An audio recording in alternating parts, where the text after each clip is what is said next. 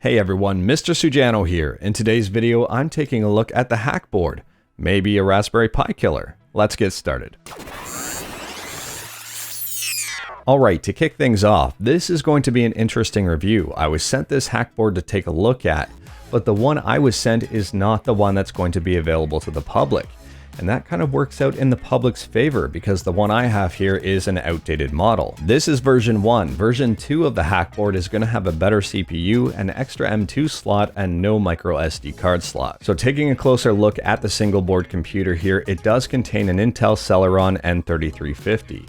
For version 2 of the Hackboard, it will contain an N4020. It's got 3 USB 3.0 ports. It has 4 gigs of RAM, 64 gigs of onboard memory. It has HDMI up to 4K, Gigabit Ethernet, as well as a headphone jack, dual band Wi-Fi, and Bluetooth 4.2. A 40-pin GPIO header, M.2 storage support, a screen port, a touch interface, and a 4-pin battery supply terminal. The input power for this board is 12 volt, 3 amp. Alright, so here's the Hackboard up and running, and for full disclosure, this is my second Hackboard. The first one I had ran into an HDMI issue. I sent it back and they sent me a replacement. I've had the second version now for a little while and I've run into zero issues with it.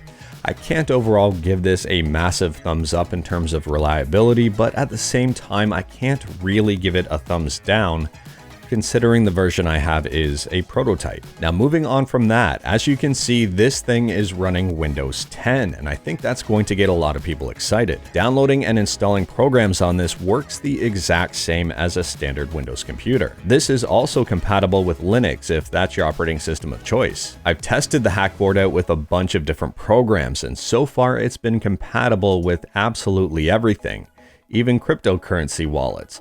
On top of that, the temperatures right now are hovering around 58 degrees Celsius. I do have a tiny heatsink on it as well as a small fan. In terms of performance, I can't really speak to the production model of this, but I wouldn't expect anything earth-shattering. Essentially, to me anyways, the version I have performs like a low-powered laptop. At idle, depending on what the computer is doing in the background, CPU usage is usually around 7 to 10%.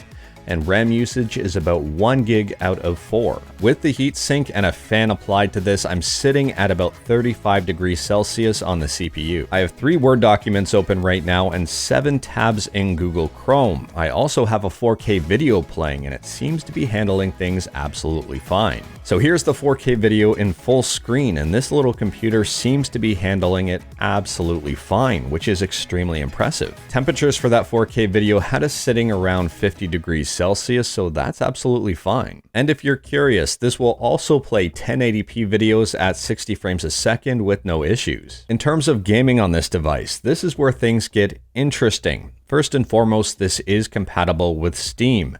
So if you have a Steam library, you can check out to see if certain games will or won't work on the Hackboard.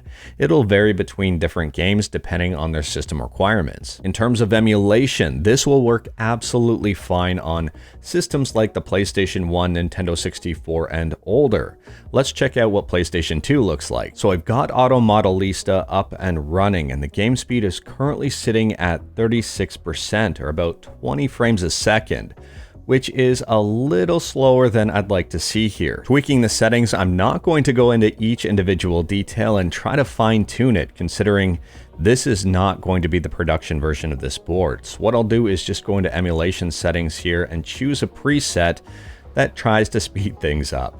So this is usually hit and miss, but I'm just going to bring it right over to very aggressive, hit apply, and see if that helps. So changing that setting really didn't help things out. I'm still sitting at a pretty bad frame rate, and this game really isn't that playable. I have been able to get Capcom vs SNK 2 up to about 65 to 70% with a ton of tweaking, but still not close to 100. Realistically, I don't know if the consumer version of the Hackboard will be able to emulate PS2 at full speed.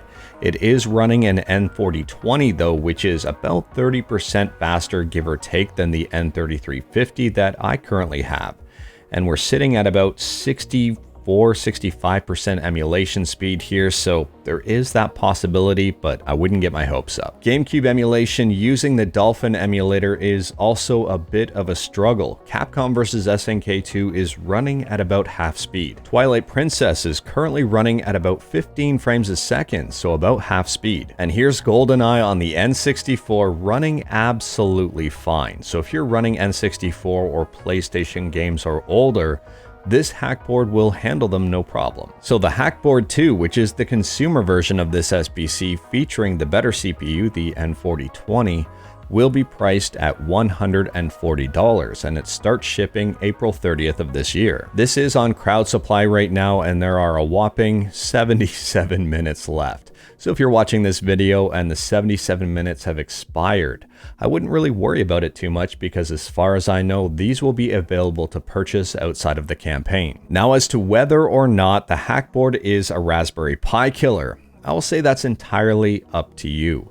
If you're not a fan of Linux and you'd rather work with Windows, then yes, the Hackboard is a Raspberry Pi killer because it works with Windows and it works pretty darn well. For $140, you've essentially got an inexpensive PC that you can do day-to-day tasks with. Check email, browse the internet, watch videos, even some light gaming. The Hackboard isn't going to blow you away in terms of processing power, but at the same time, it's not meant to. It's super unfortunate that I wasn't able to test out a production model of the Hackboard. Every single test I did has to be taken with a pretty big grain of salt. The production model of the Hackboard is essentially a different product. But that being said, this does show quite a bit of promise. At the end of the day, I cannot recommend this product, and I cannot not recommend this product. I can basically give out no recommendations whatsoever because I did not test the production version. But anyways, that is all I've got for today. Let me know your thoughts on the Hackboard in the comments below. If you like this video, leave a like. If you didn't like this video,